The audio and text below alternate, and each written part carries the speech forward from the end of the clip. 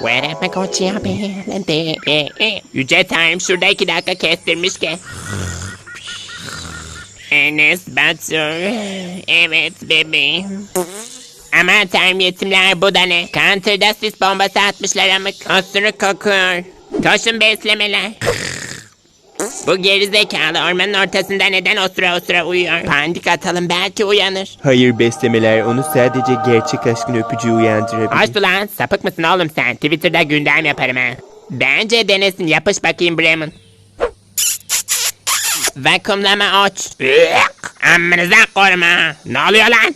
Uyanman için seni öptüm. Kur'an sana buradan bir çakarım. Valla ağzım sarımsak kokuyor. Yolda sarımsaklı dürüm yedim. Lan. Na na na na na sele na na na na na.